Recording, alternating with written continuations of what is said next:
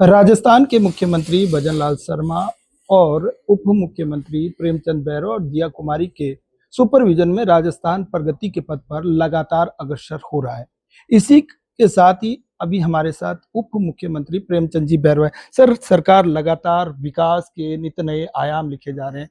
आपके विभाग की बात करें तो सर, क्या नई कुछ खास देखिए, देखने को मिली? हमारे यशस्वी मुख्यमंत्री भजनलाल शर्मा जी जब से इस राजस्थान की बागडोर संभाली, जब से इस राजस्थान को विकसित राजस्थान बनाने के लक्ष्य को लेते हुए हर क्षेत्र, हर वर्ग, महिला, युवा, मजदूर, किसान के लिए हमेशा अनेक योजनाओं के द्वारा इस राजस्थान को विकास की ओर ले जाने का लक्ष्य रखा है और उसी के लक्ष्य को आगे बढ़ाते हुए वो काम कर रहे हैं और हमारी सरकार इसी के लिए काम कर रहे हैं। जिस तरह से मेरे पास डिपार्टमेंट है, हायर एजुकेशन है, ट्रांसपोर्ट है, मेरे पास आयुर्वेद है, टेक्निकल एजुकेशन है। जहाँ तक मैं बताऊँ आपको, जिस तरह से हमारा रोडवेज हमेशा घाटे में चलता था और उस रोडवेज में हमारे यशस्वी मुख्यमंत्री जी ने इतनी बसें हमारे बेड़े में शामिल करके आज लोगों को अच्छी सुविधा मिल रही है और नई बसें हमारे को देकर और इस राजस्थान की आम जन और यात्रियों की सुविधा अच्छी बढ़ाई है और जिससे कि और हमारी रोडवेज भी प्रॉफिट में आ रही है। हमारा आयुर्वेद विभाग है, जो आयुर्वेद विभाग में इन 2 साल में 2000 से ज़्यादा तो हमने आयुष मंदिर बनाकर और एक अच्छी व्यवस्था उन हॉस्पिटल में कराई है। हमने वहाँ पर एक सरकारी कंपनियों से हम दवा लेके, दवा की कोई कमी नहीं है और वहाँ पे लैपटॉप, वहाँ पे दवाइयों की समुचित व्यवस्था, सारी चीज़ व्यवस्था कराई है। मैं मानता हूँ कि राजस्थान ही एक ऐसा प्रांत है जो अभी के बजट में सभी राज्यों से ज़्यादा बजट राजस्थान को मिला, क्योंकि राजस्थान में काम हुआ है और आगे भी काम होगा।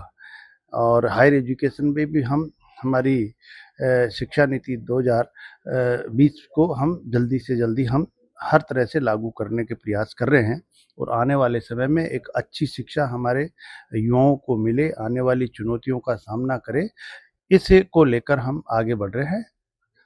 सर, राइजिंग राजस्थान की बात करें तो सरकार ने बहुत महत्वपूर्ण कदम उठाया और कई जो है प्रवासी है वो भी राजस्थान आ रहे हैं। आज राजस्थान विकसित होता जा रहा है, लेकिन विपक्ष लगातार कहीं ना कहीं जो इस तरह की बातें करता है वो कितना उचित है, क्योंकि सरकार काम कर रही है। देखिए, हमारे यशस्वी मुख्यमंत्री जी ने जब सरकार बनी और सरकार बनते ही राइजिंग राजस्थान समिट यहाँ पर आयोजित किया और उसमें 35 लाख करोड़ से के एमओयू हुए और उनमें से 8 लाख के करीब एमओयू धरातल पे भी आए हैं।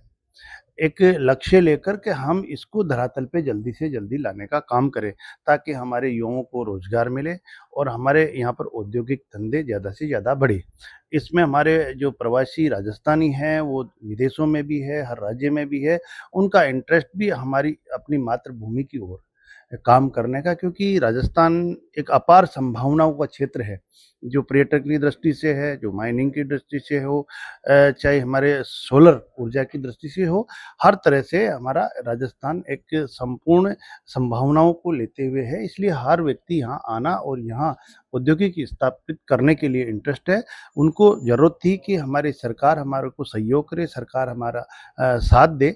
तो इसी को आगे बढ़ाते हुए हमारे यशस्वी मुख्यमंत्री जी ने सरकार की तरफ से एकल खिड़की योजना के तहत उनको हर सुविधाएं देना और उनको हमारे प्रवासी राजस्थानियों को बुलाकर एक दिवस मनाने का भी काम किया और उनको सम्मान देने का भी काम कर रहे हैं। निश्चित रूप से आने वाले समय में ये ज़्यादा से ज़्यादा प्रभावी होगा। सर, एक अंतिम सवाल, पेयजल को लेकर सरकार बेहतरीन काम कर रही है। जैसे अभी ईआरसीपी जो योजना थी उसको भी किया है, अब और लाने वाले हैं। राजस्थान वैसे जल के देखो, लिए ये संकट बहुत माना जाता था। बड़ा काम होगा जो हमारे यशस्वी मुख्यमंत्री जी ने ये हमारे यमुना जल समझौता करके और ये काम कर रहे हैं। आने वाले समय में हमारे किसान भाइयों के लिए, हमारे आम जन के लिए पेयजल के का भी समाधान होगा और एग्रीकल्चर के लिए भी इसमें काम होगा। और हमारे जो पेयजल की समस्याएं जितने भी हैं, हमारे मुख्यमंत्री जी अभी गर्मी से पहले ही हमारे माननीय मंत्री जी और सब मिलकर गर्मी में लोगों को पीने के पानी की समस्या नहीं, इसके लिए ठोस कदम उठाते हुए काम कर रहे हैं। तो बिल्कुल सरकार लगातार ठोस कदम उठाते हुए कार्य कर रही है और आने वाले समय में भी सरकार के कई महत्वपूर्ण कामकाज आपको नजर आने वाला है। सुजस टीवी के लिए जोधपुर से जितेंद्र डूडी की रिपोर्ट।